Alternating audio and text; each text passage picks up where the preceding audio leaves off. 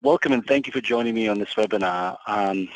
Firstly, I wanted to thank the School of Professional Studies, part of the City University of the New York system. This webinar is an introduction to ethical hacking. And if that subject or cybersecurity overall interests you, then please contact the School of Professional Studies about the Information Systems degree programs. More details are probably at the end of the slide deck, so you should be aware. So let me share my screen for those of you who don't see my screen. Darian, I want to make sure that you see my screen. Everything's up and running. Yeah, it's working. Yep, perfect. Okay, Perfect. excellent. Thanks. Excellent. So, first things, today's topic is on ethical hacking. Now, to most people, that sounds like an oxymoron. Hacking, as the common person on the street is led to believe, is inherently unethical. But that's far from true. Whether the hacker is a white hat or a black hat hacker, there is a high degree of ethics. Now, some of those ethics can be warped and could be contrary to our own, but there is a history of ethics and ideological thought in hacking that can stem from basically believing that all information should be free, which to some people is ethical. But I think in this case, what we're really talking about when we talk about ethical hacking is we're talking about white hat hacking, hacking which is to improve cybersecurity, and we're talking most importantly about legal, confidential hacking, which is has a duty of care to clients and to the industry as a whole. The primary intent is to help cybersecurity. Here we have a slide that talks about some recent hacks. I emphasize that it's only some hacks. Many of these were in the news, and if you're in Dallas on the 7th of April, you would have probably been woken up around about 1 a.m. in the morning by sirens wailing. And this type of hack shows you that they range from politically based hacking, which is what happened to the DNC, to fun hacking, if you will, which is what happened in Dallas, to profit-motivated and reputational, ego-driven hacking for some of these others. On this slide, I threw up some examples of the financial impact of cyber breaches. As in all parts of business and in life overall, there is a cost-benefit analysis that needs to be done. So when we talk about mitigating hacking, we need to figure out what's the cost-benefit in reducing the hacking, because I don't think we'll ever eliminate it, but reducing and making it less likely. That cost-benefit needs to be thought through. Now, lawsuits and regulatory requirements like PCI DSS, which is the payment cards industry requirements, they've pushed business to do more to prevent hacking and to mitigate the impact of that.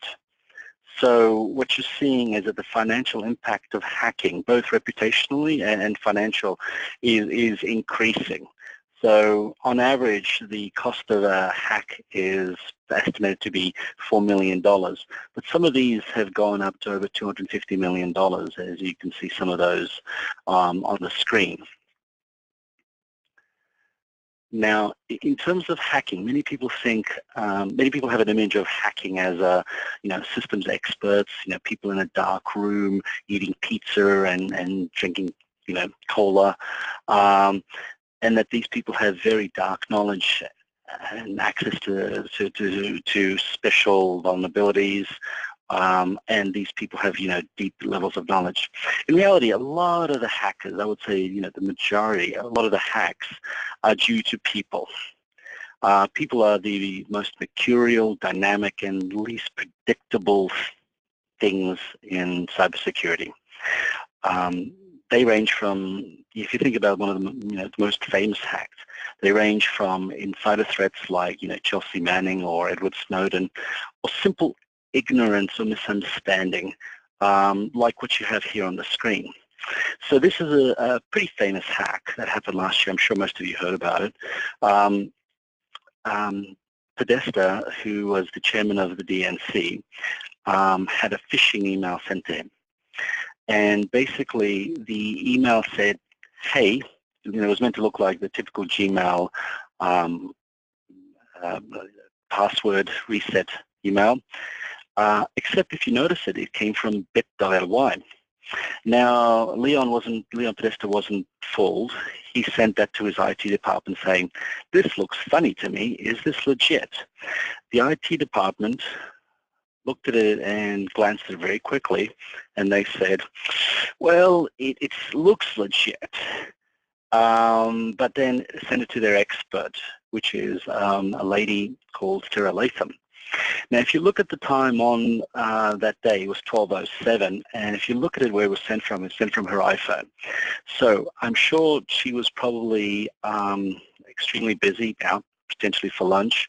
She looked at it, then she responded, the Gmail is real. Based on that, Leon Podesta went back and reset his password. Now, he didn't go and click on the Gmail link that he should have done. He clicked it on the original bit.ly link, and the rest is history. That's how the hackers received the email.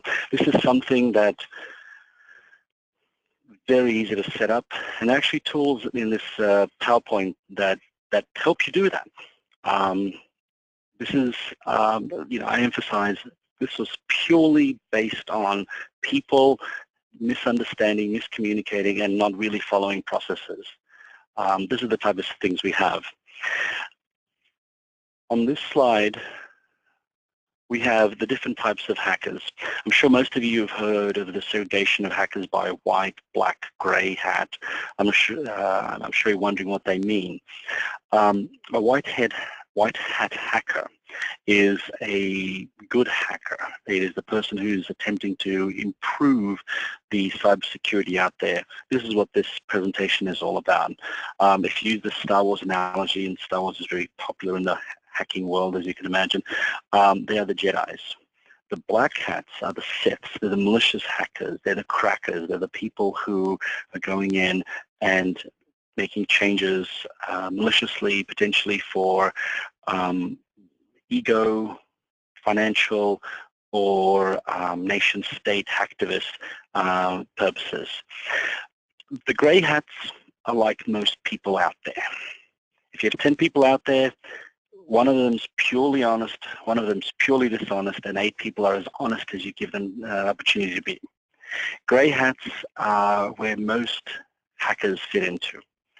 If you give people an opportunity, think of Chelsea Manning, think of Edward Snowden, they became hackers because they were given the opportunity to take that data.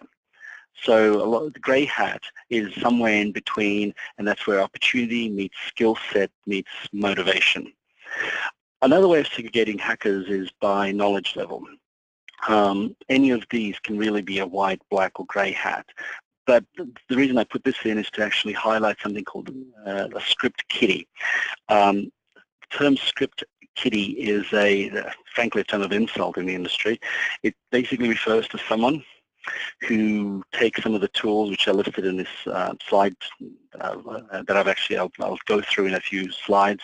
They take some of these tools, run them up, go to YouTube, try and understand how these tools are run, and think that they're hackers. Now, I can no more drive NASCAR just because I have a driver's license and a car than anybody else on this call. None of you will be able to become expert hackers just because you download tools and find out how they work on YouTube. Script kiddies are worth calling out because due to the easy nature of getting these tools, being able to fire them up, they are just a nuisance. And if they're lucky, they can cause damage. But overall, script kiddies have very limited knowledge or intent to understand the deeper aspects of hacking. But the sheer numbers are enormous, as I mentioned. Now, in terms of motivation, we can segregate the hackers in 4 categories. Financial gain. We're talking about cyber criminals, the people who actually do hijack or steal credit card information or whatever. Then we have ideology and politics. We're talking about hacktivists. We're talking about cyber espionage, terrorists, nation-state hackers, things like that. We have, frankly, the script kiddies, the ego-driven attackers who are under entertainment and fun, and then where we've essentially put the white hat hackers, which is the security researchers. Now, there are things out there like potentially red hat and blue hat hackers, which you can put down under security researchers, but fundamentally we're talking about white hat hackers. And these are some of the terms that you will run into when we talk about the industry. On this slide, we've shown where some of the hacking activities belong based on potential payout and effort and risk. The top half really is about financial gain. There we're talking about hackers that are driven by purely monetary benefit. The bottom half is mostly ideological. The bottom right, we're talking about hacktivism. This is where the effort and the risk is relatively low. So we're talking about script kiddies, ego-centric hackers, hacktivists, things like that. On the bottom left, we're talking about nation-state, cyber warfare, terrorists. Here, we're no longer thinking of them as shady characters in dark rooms. These are people who are working 9 to 5 in offices in Langley, Beijing, Pyongyang, Moscow. This is their job. And this is where we're talking about nation-state hacking going forward. Here is an example of how grey hat hacking, some of the motivations around that. Now, motivations for hacking vary, and they vary over time, and they vary in circumstances. One of the most powerful motivations is money, which is why many organizations offer bounties. Here's an example of the Department of Defense. They offered a bounty to identify vulnerabilities. This was very successful for them. It's key to note the things that I've highlighted, which is it's a lot better hiring somebody to find vulnerabilities for you than finding out the hard way. But there is a limit to bounties. The problem with bounties is you have to open your kimono and give people access in order for them to be able to identify vulnerabilities. In this case, we're talking about websites. Great, that's publicly accessible, and this is a way of identifying vulnerabilities in websites. But outside of that, if we're talking about systems and other mechanisms, offering bounties is to invite trouble. So bounties are very useful, but they're only useful in a limited framework. Having said that, they're extremely popular. Microsoft, Google, Amazon, a number of these vendors out there offer bounties. Bounties are extremely popular, not just for monetary gain, but also for reputational gain, and also the ability, a lot of the time, to get a job out of this. It's a skill that is very much in demand to be able to actually find vulnerabilities, and whether Amazon gives you a job out of this, the fact that you've been able to identify vulnerabilities means that a lot of other companies will do so. So this is a very ego-driven thing for a lot of people. So what is an ethical hacker? So I don't know if many of you know who Kevin Mitnick is. Kevin Mitnick is one of the original computer hackers. He wreaked havoc for a number of years until he was finally tracked down and put in jail for 5 years. When he got out, he became a white hat hacker. He started a company which is called Know Before, which goes out there and finds vulnerabilities within the industry.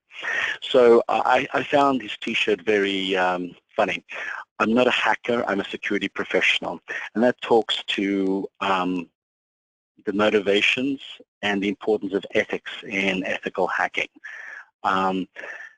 A lot of the ethical hackers out there, the really good ones, are reformed black hat and grey hats who have been pulled in from the cold.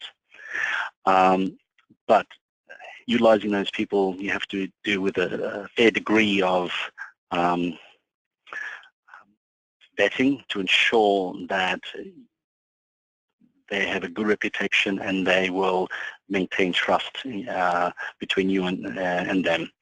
Now, in terms of what we mean by ethical hacking, it's the legal and authorized practices to locate and successfully exploit computer systems for the purpose of making these systems more secure.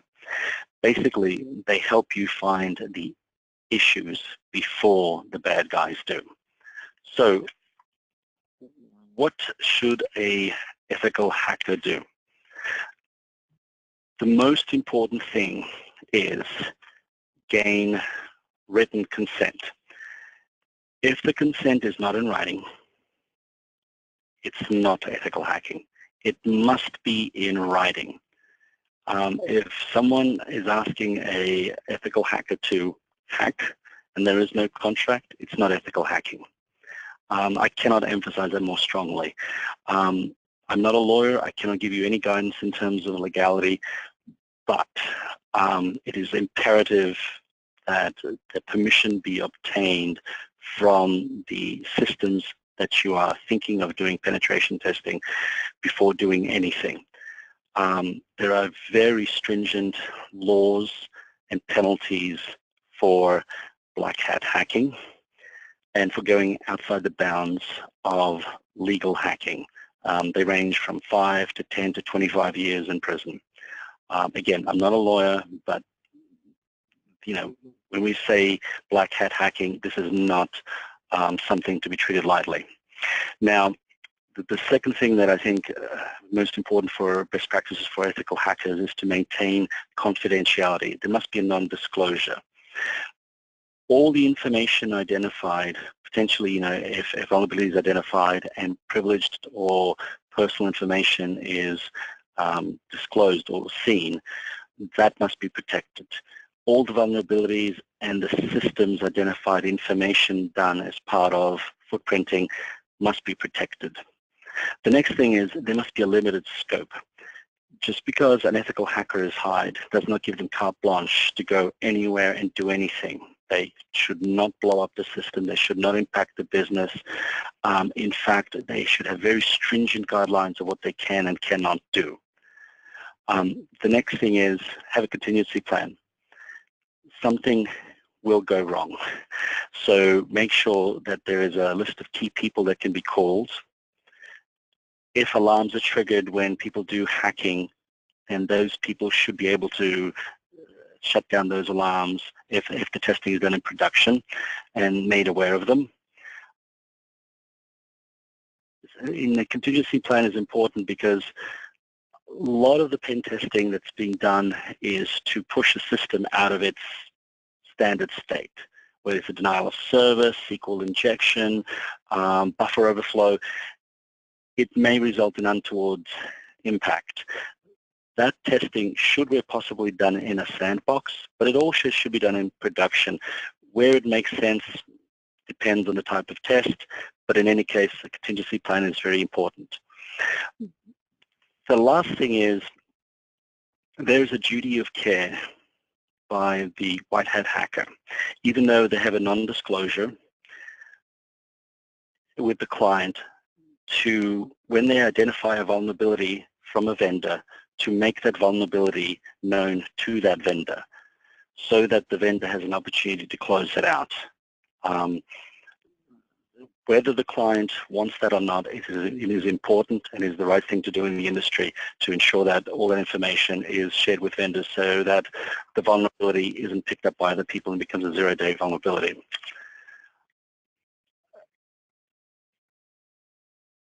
The next thing we want to talk about is reconnaissance.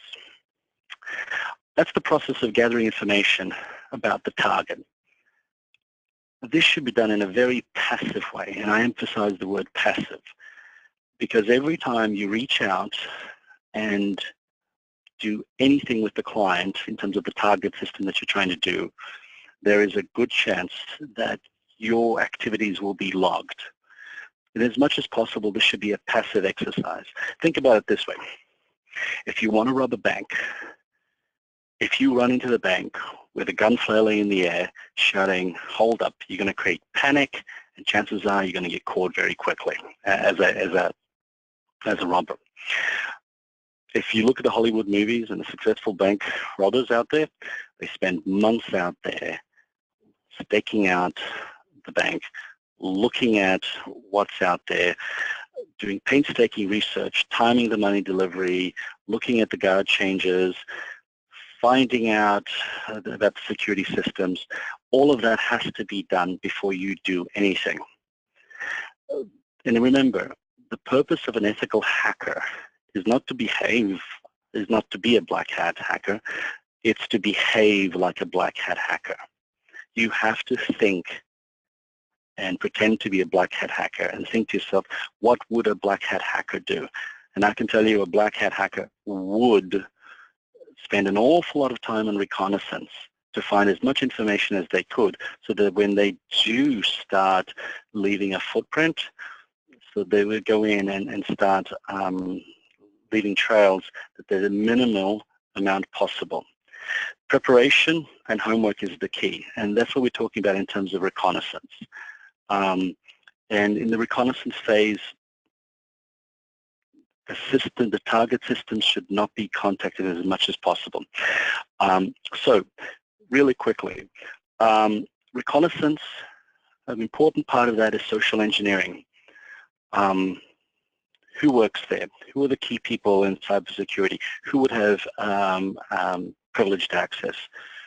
Who is the right person to contact?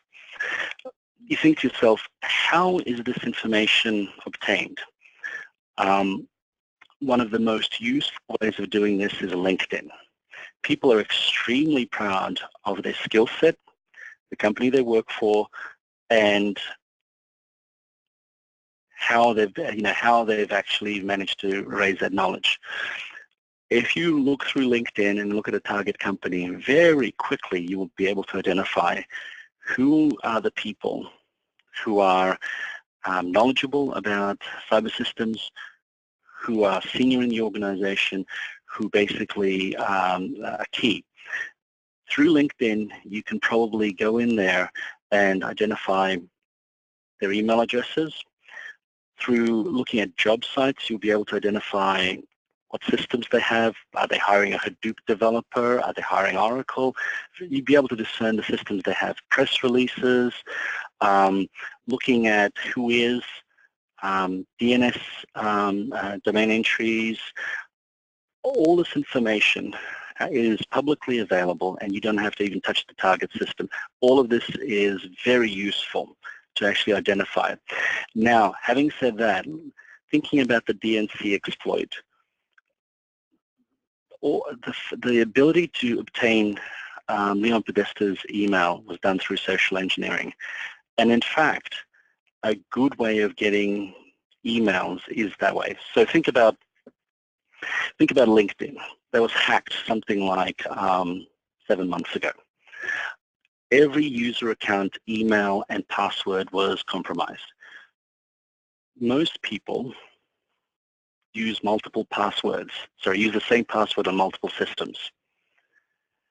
It's just human nature. The ability, all the usernames and passwords for LinkedIn were available on the dark web. So having had the username, email, and password gives you a step up as an ethical hacker to identify what the password is within the system. Now, you think to yourself, hold it a second. We tell our users, don't use the same password in the two different systems. But let me give you an anecdote. Mark Zuckerberg, Facebook, tells all their users, never use the same password on multiple systems. Well, Mark Zuckerberg was hacked something like about 4 months ago. How was he hacked? He used the same password on 3 different sites.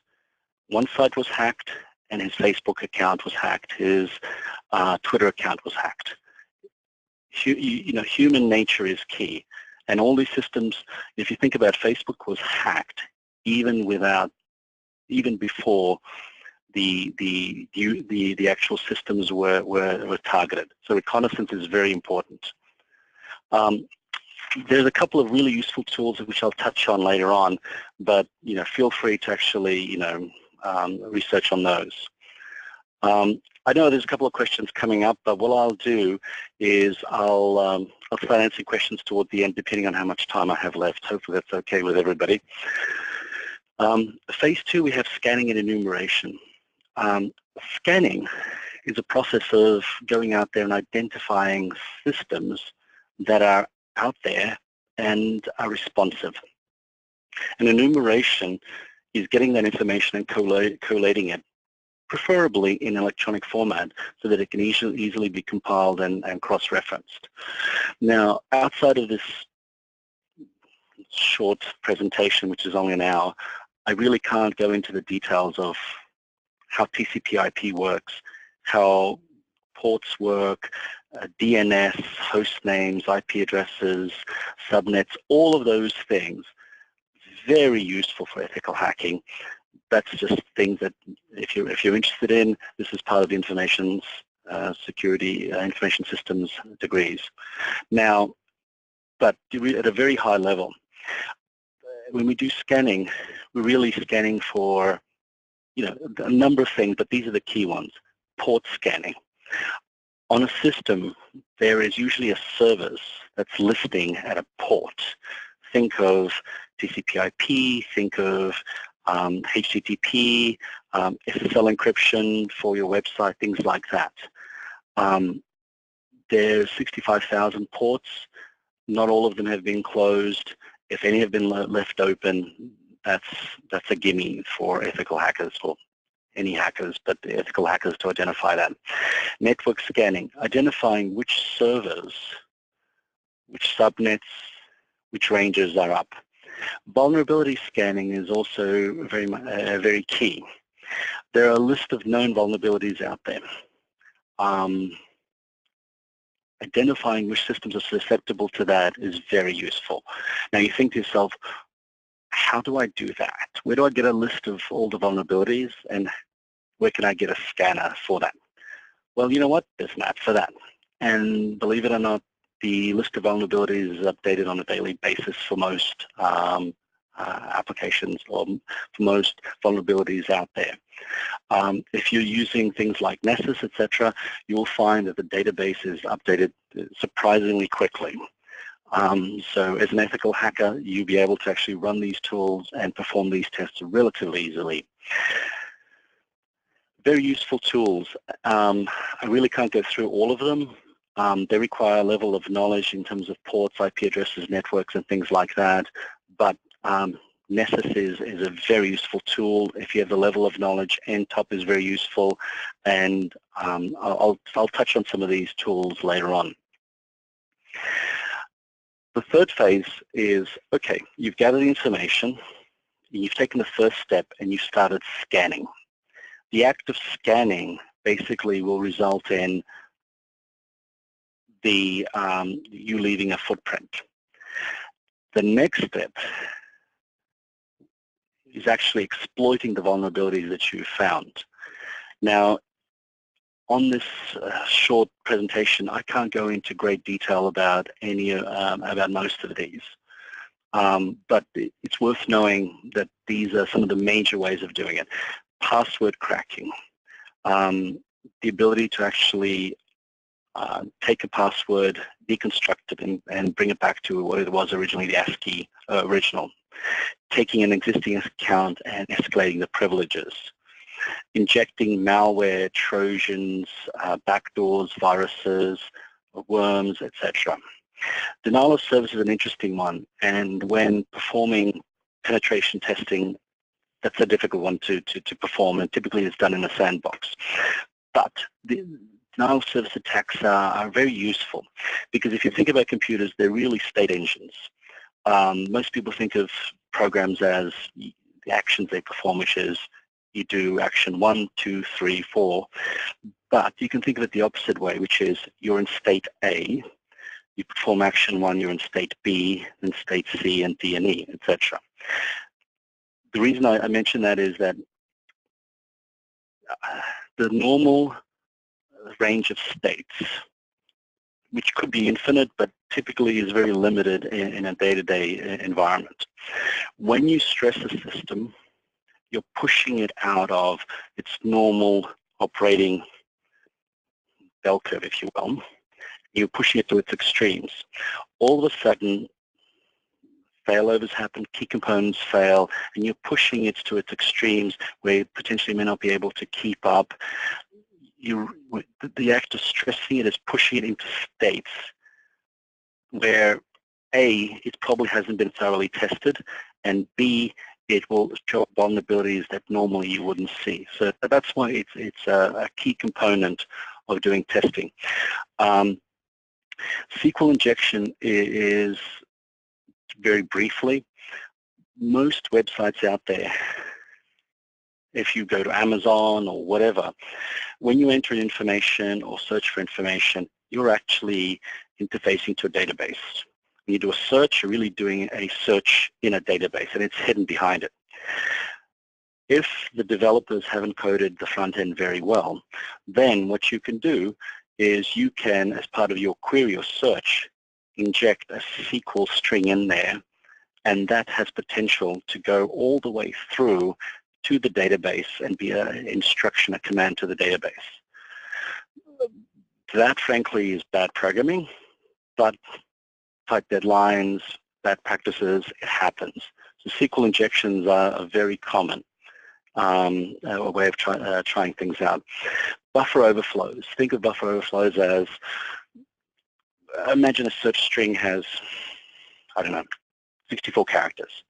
Then you go out there and you send out more. That's probably a bad example, but think of potentially headers or payloads that you send to our website. If you can push the buffer and make it overflow, then what ends up happening is that the program may end up failing or giving you additional access that was not originally intended for. This is similar to what we talked about earlier, which is pushing the system to its extremes in a way that the developer had not originally intended for it to do. Another way of getting access is wireless network hacking. This is probably a separate presentation on its own, but most organizations have Wi-Fi in their offices. You have Wi-Fi in Starbucks, you have Wi-Fi pretty much everywhere. If you want to hack into an organization for penetration testing purposes, Wi-Fi is a good place to start. One, because of the range, you don't have to physically be in the building, but you can be close to it. Secondly, you can do intercepting, particularly if they don't have very good encryption. The third reason the Wi-Fi is very good, which is outside of exploitation, is that it helps you hide your tracks, so that when you do the exploitation, the IP address will be left. Okay, you can cover that IP address by using something called Tor. You can set up a VPN network, or things like using a Starbucks Wi-Fi access to provide an IP address. So Wi-Fi is very useful for covering your tracks. It's useful for getting access to systems. It's also useful for monitoring. And the effectiveness of that really depends on the level of encryption and how it's been implemented. Most systems, when they implement encryption, even if it's very good encryption, will tend to use a password across the whole organization. that is either easily guessed or obtainable. So it's a very good way of getting access to systems, particularly for pen testing. I really can't go into glorious detail because it's going to be like another 4 hours of talking, and I've got a few other slides to go to, but I encourage you, if you're interested, again, there's a number of good courses around this that you can talk to CUNY about. Okay. Once you've gotten access, then there are two things that are actually key. The first one is cover your tracks. The act of doing scanning, the act of exploiting a vulnerability, depending on what intrusion detections are out there, will be logged. So the black hat hacker will typically go in, clear the logs. Good systems will try and save that for forensics, but that's usually a race condition, and depending on the type of system that's used, potentially that can be subverted. The second thing that has to be done is, okay, you will be discovered, so how does the system go off and clean it up? I mean, if your access is shut down, how well is it cleaned up? Can you leave a back doorway so you can get back in? And there's a number of ways to do that. You can create rogue accounts which can reactivate when you need to and you get back in. You can schedule batch jobs to recreate the accounts or recreate the backdoor entry. You can infect startup files to do something similar, install rootkits, install Trojans, viruses, malware. The other thing that's very useful to do is to install monitoring mechanisms. It's very useful to know when you've been discovered. So there is a sweet spot of when you get in and to when you're discovered. That period is key. But after you've been discovered, you won't be shut down immediately because you'll be very carefully monitored. It's useful to know when you have unfettered and unmonitored access between the two systems. The last thing is, what a typical black hat hacker will do is, when they get access to a system and with using a vulnerability, they will shut the door because they want to be the only people who are basically having access to your systems. But not only that, when vulnerability testing is discovered, they don't want people to know that there was a door there, because then people may investigate that. So a number of things to think about when talking about maintaining access once someone's gotten in. I'm starting to run out of time given my late start, but I'll quickly go through a couple of things. There's a number of applications out there, and this goes back to what I said earlier about script kiddies, right? There's a lot of applications out there that is useful for emulating black hat hackers. But frankly, this will get you to the level of a script kiddie. This is just useful for testing and using on your own systems. If you use these systems, do it only on your own personal home computers. If you want to do it as for a client, obtain permission, as I said before. If you try and do these against external sites, you will be shut down by your ISP within seconds. You will be probably get a knock on the door or phone calls very quickly. This is the type of stuff that rings bells, but nevertheless wanted to show you some of these. First one is, how do you do social engineering, whether it's phishing, spear phishing, whatever? Well, there's an app for that. You can basically set up emails, vectors of any type you like. You know, I'll let you do some reading around this, but this is the type of things that are out there. Next thing is Metasploit, which is really a lot of tools baked in, but it's also the ability to customize those tools to meet your specific requirements. Acunetics is vulnerability scanner specific to websites, very useful. Nessus is one of the key tools you can use out there, which is just a generic vulnerability scanner, very good, updated very frequently. Just basically, you know, if there's a known exploit, Nessus has it, and if a website or system is tardy at closing it, this will be discovered very quickly with Nessus. Kali is the one-stop shop. If you are interested in learning more, basically load up some sort of a virtual, you know, a VM system like VMware or a couple other systems out there.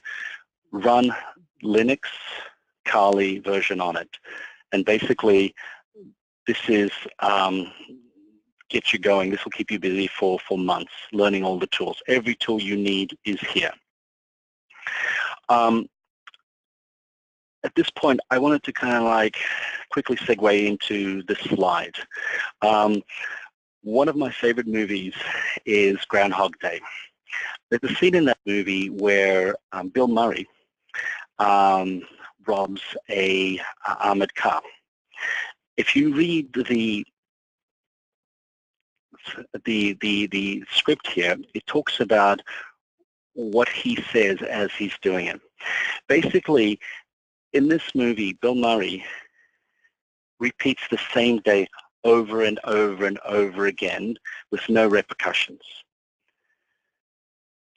So the pretext to this is he probably had a dozen, maybe even 100 attempts at robbing this armored car. He got to a point where he knew everything that was going to go on, and he basically went in, took the money, and he walked away, and he was completely undetected. And this is the ideal state, where as an ethical hacker, you go in, you get access, you leave no footprints, and you walk away. But more importantly, if a system doesn't have decent security or intrusion detection, you will have an infinite number of chances to get it right. So the purpose of ethical hacking isn't to break in, because frankly, there are so many exploits out there that chances are that there will be a window of opportunity there. The real challenge is identifying the vulnerabilities, identifying the intrusion, and making sure that it's detected on a timely basis. So, as an ethical hacker, if you're going into and helping an organization, yes, getting into the organization is half the job. But the other half of the job is, has the organization logged your attempts at scanning an intrusion? Have they been able to trigger alarms? Have they done anything about it? Because it's not a matter of if someone will break in, it's a matter of when. And the question is, will those attempts be identified? Will the intrusion be identified on a timely basis? And I want to leave some time for questions, but just want to go through a couple of slides before we finish up. So having said that, intrusion detection is absolutely critical, and that's the forgotten part of ethical hacking. Intrusion detection systems are key, which is basically passively, mostly, monitoring what's going on and raising alarms based on changes in log files, traffic, actions of people, etc. Intrusion prevention systems are active versions of IDSs. That's a matter of monitoring the traffic, and if they see something suspicious, killing it. Raising an alarm, dropping malicious packets, blocking traffic from source addresses, resetting connections. The act of going out there and attempting to hack into a system should be caught by this. and everything that you attempt on the inbound side should be reflected and identified and caught by these systems. If it's not, that's an important part of the report. Now, the next thing is honeypots. Assuming that someone will get in, then it's important to leave traps for those people. Things that either are very critical, high-profile accounts that are going to be very tempting to people, or basically hiding things that shouldn't really be touched. So think about when we do the initial investigation of sites. The typical hacker will go off and just download the entire website. They'll just do a spider and just copy everything. Well, you have honey pages which are hidden away that a user will not touch, but when a spider goes off, or a system that goes off and actually pulls down and copies all the pages, will trigger that. And then all of a sudden you can say, okay, someone's doing this. The SQL injection honeypots, which identify SQL injection attempts. There's records that you put in databases that should never be touched, but if they are, that's a trigger for you. Getting back to forensics. As a black hat hacker, the first thing that they will do is try and subvert the intrusion detection and prevention systems. So it's critical that the forensic systems are able to immediately take all the log files to a non-compromised system so that they're ready for further investigation and they cannot be subverted. So I'm starting to run out of time, so I'm going to quickly just skip through a couple of things. Next thing I want to talk about is zero-day vulnerabilities. These are vulnerabilities that are not commonly known in the market, but are potentially known to the dark market. Sure. I'm sorry, Darian, just give me 2 seconds. No, it's fine. I just wanted to let you know that the program won't automatically shut down or anything. So okay. Yeah, you can keep going. It won't just shut down on you. It'll go until the end. Okay, just to let you know. Yeah. Okay, thanks. So I just got like two slides. First thing is zero-day vulnerability, which are vulnerabilities that exist but haven't been patched.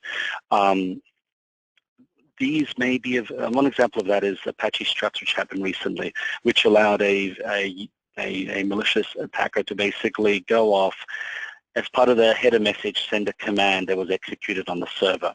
Very dangerous. This was in the dark web for at least 3 weeks before it was patched. So what is the dark web and dark web markets?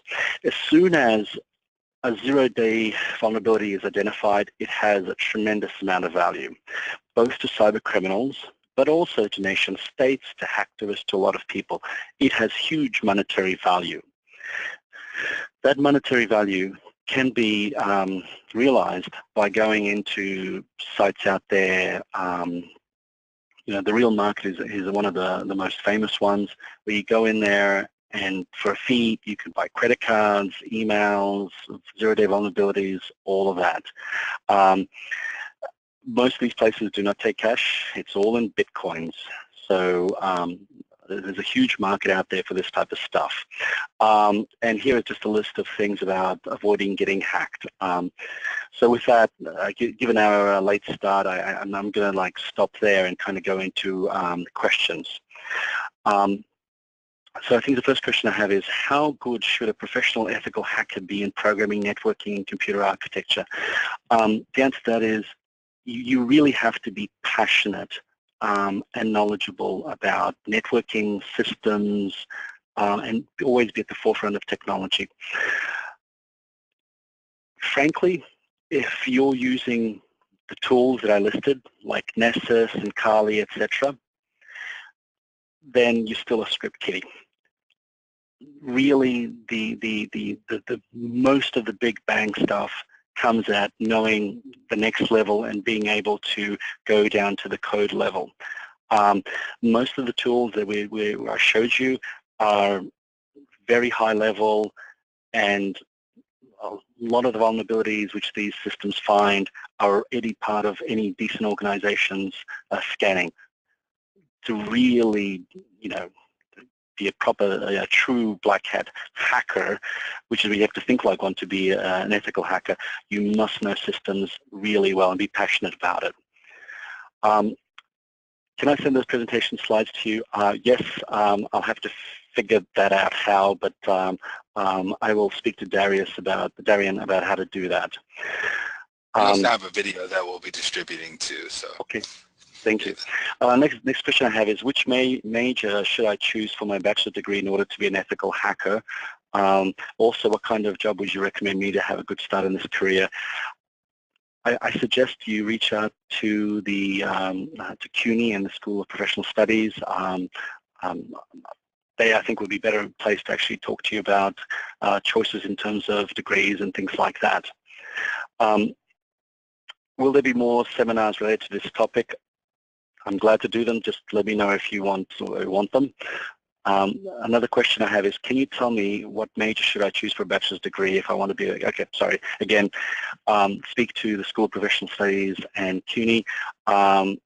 Their details are here, infosystems@cuny.edu. You can also call 646-344-7302. There are also courses out there by the EC Council that do certified ethical hacker courses. I think the key is reading a lot, playing with these tools in an ethical, legal way, and being passionate about knowing computer systems. That, I think, is a great starting point to actually becoming an ethical hacker. And I think, getting a degree or a qualifications from CUNY, I think, is helps with that as well. I think I've run out of questions, unless there's something else. I think I just got one. How good should a professional ethical hacker be in programming? Okay, I've gone through that. With that, I think we're out of time. Again, apologies for the late start due to technical issues. If you'd like to have follow-up webinars, please let CUNY know. But otherwise, thank you and have a great weekend. Hey Joseph, I'm sorry, I got one more. I'm sorry. Yeah, there's one. Have you gotten a dreaded phone call at 3 a.m. about a hack? Did you see that one? It's like down there. You probably can't see it. I can't. I'm sorry. No, it's okay. I'm sorry. Have you ever gotten the dreaded? Yeah, that late night call. Have you ever got one of those? We've gotten a few. I can tell you this. In a former company I worked for, it was a hedge fund, and we wanted to actually pull information from one of our partners. They only had that information on a website. So what we did is we ran a program to scrape their website. This took something like 7 hours. So they knew we were scraping their website. They were happy. So it took 7 hours, which was a terrible thing. We had problems with our processes. So what we did is we decided to set up a multi-threaded program to start pulling it. Our program worked absolutely beautiful. We went from 7 hours to something like 30 minutes, and we declared a success. Our CEO got a phone call at 3 a.m. in the morning screaming at him from a bank saying that we took his website down. They originally thought it was a denial of service attack, but when they looked at the IP addresses, they discovered it was us. In order to make our program efficient, we took down their website. So these things happen. Great, and I think there's any seminars related to this topic, but I think we've addressed that one already. I think we're good. Thank you. Thanks, everybody. Have a great weekend, and apologies for the late start. Thank you.